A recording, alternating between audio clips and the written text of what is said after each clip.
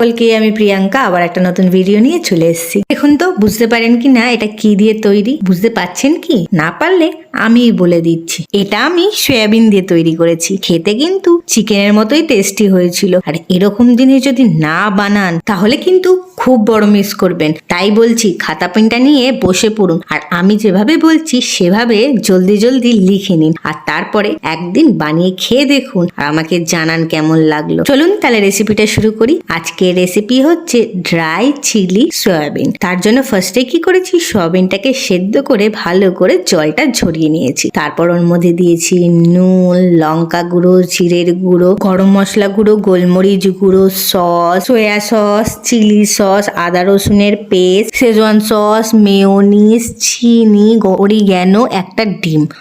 বলতে বলতে আমি হাঁপিয়ে গেছি। তারপর দিয়ে দিলাম একটু কর্নফ্লাওয়ার, দিয়ে ভালো করে এটাকে মিক্স করে ফ্রাইং প্যানের মধ্যে তেল গরম করে দিয়ে দিয়েছি ওই সয়াবিনের পকোড়াগুলো। অল্প অল্প করে হালকা করে ভেজে নিয়ে এগুলোকে তুলে সাইডে রেখে দিই। তারপর আবারও কড়াইয়ের মধ্যে কিছুটা তেল দিয়ে দিয়েছি সাদা সর্ষে ফোড়ন, আর দিয়েছি কারি পাতা, দিয়ে ভালো করে ভাজা ভাজা করে দিয়ে দিয়েছি ক্যাপসিকাম আর একটু পেঁয়াজ, দিয়ে এগুলোকে দিয়েও ভালো করে ভাজা ভাজা করে নিয়ে দিয়ে দিয়েছি এর মধ্যে কিছুটা নুন আর হচ্ছে গোলমরিচ গুঁড়ো, দিয়েও ভালো করে ভাজা ভাজা করে নিয়ে তারপর দিয়েছি টমেটো সস, একটু সয়া সস, একটু মেয়োনিজ, দিয়ে ভালো করে এগুলোকে মিশিয়ে নিয়ে দিয়ে দিয়েছিলাম ওই সয়াবিনের পকোড়াগুলো। আমি কিন্তু এর মধ্যে একটু জল অ্যাড করিনি। এই সয়াবিনের সাথে সস কারি পাতার ফ্লেভারটা মিশে গিয়ে খেতে এতটা দুর্দান্ত লাগে কি আর বলবো। আমি বারবার করে বলছি একবার হলেও বাড়িতে কিন্তু অবশ্যই বানিয়ে খাবেন। আর সবার শেষে এর মধ্যে দিয়ে দিয়েছিলাম কিছুটা কাঁচা লঙ্কা কুচি। কাঁচা লঙ্কা কুচিটা শেষে দিলে কি হয়, এর ফ্লেভারটা ভালো আসে। ভিডিওটা আপনাদের কেমন লাগলো অবশ্যই কমেন্টে জানাবেন। আজকের মতো টাটা।